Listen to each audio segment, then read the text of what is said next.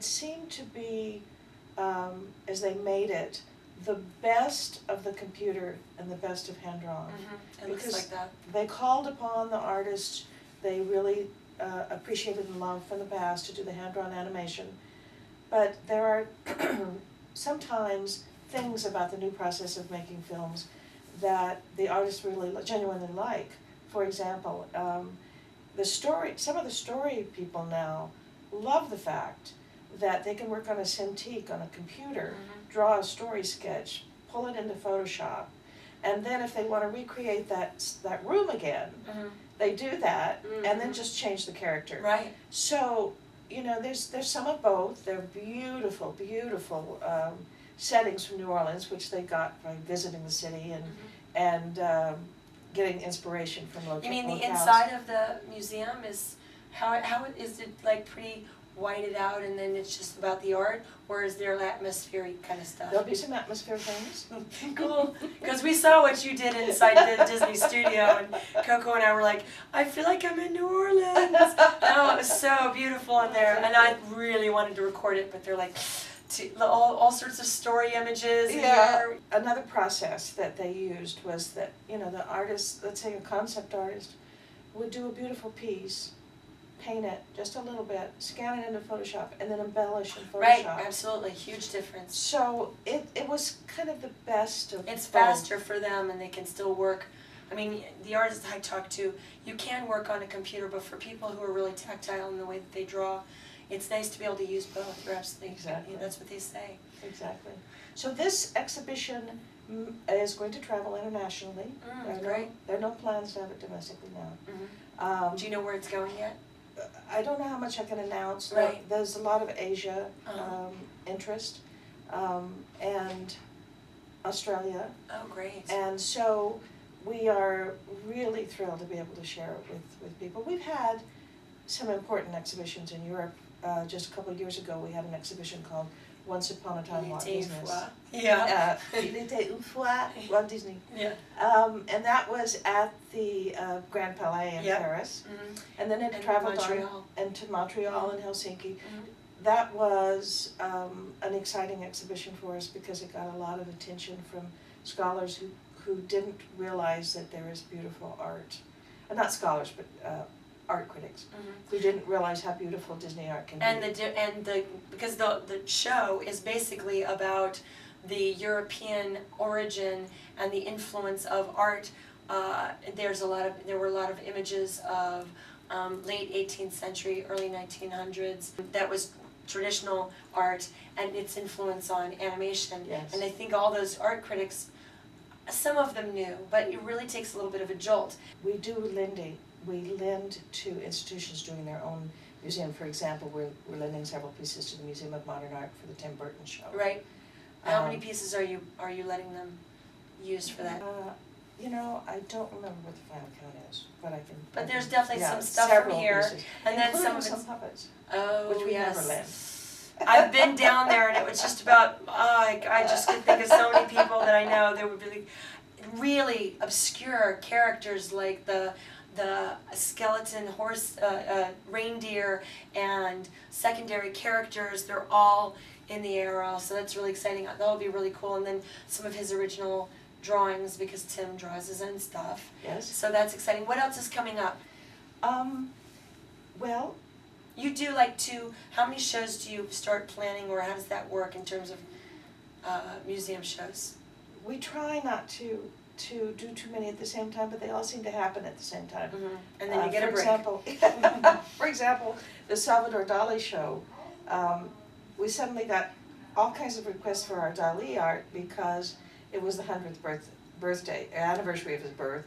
So we loaned to Spain, and then the Tate Modern had a show. We had to lend to them. Of Destino art. So we try not to do more than one a year, but it certainly doesn't work that way. And especially for a traveling show, it can have a life of 2 or 3 years, and so it continues to travel. But right now, our next plan is to organize a really big Disney show that could travel in the United States and really introduce American people to the artistry of Disney. So that probably won't come out for 4 or 5 years, but that is our next big plan. What's the one, if you know, the one movie you have the least amount of stuff from?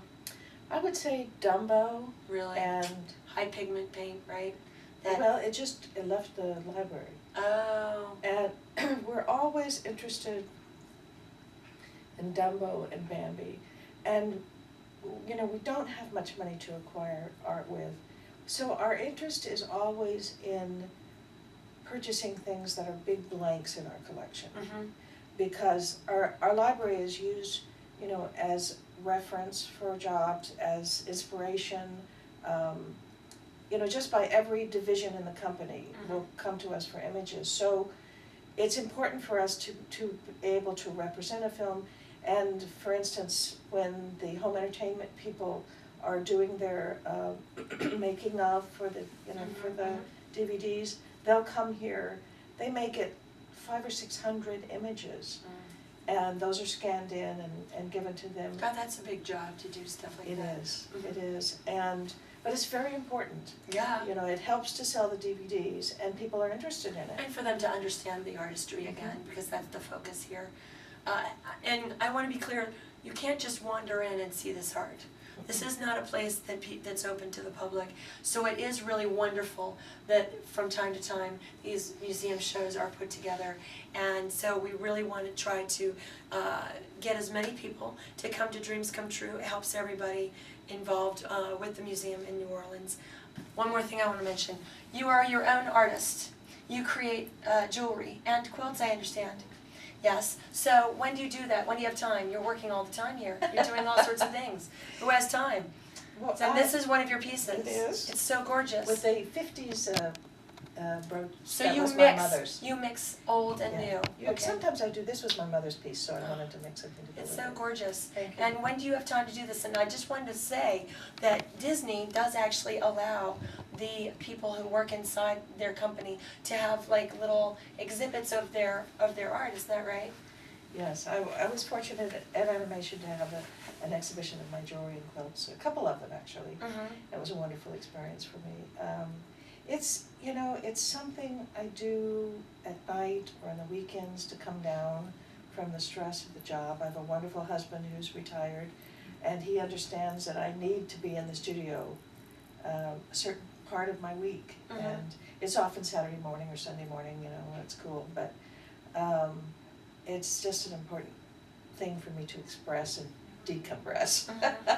And do you find that your work changes depending on your emotional, like if you're really stressed or there's a lot of pressure at work, does the jewelry take on a different look, or is it more just like you kind of get into flow just from allowing yourself to go to that place of your own creativity? I get into a zen place the minute I walk into the studio. Oh, that's great. Yeah, which is why I like to go out there and be by myself, away from the telephone, away from the computer. So you have it's its own little area at your house? Cool. Okay. Thank you so much, and if you have any questions or you want to find out about the conservation information, of course you can always contact us for more information. And don't forget to go on the website for the New Orleans Museum of Art. There's a lot of information about that. It's a wonderful new show. Thank you. Thank you so much. Oh, handshaking or hugging.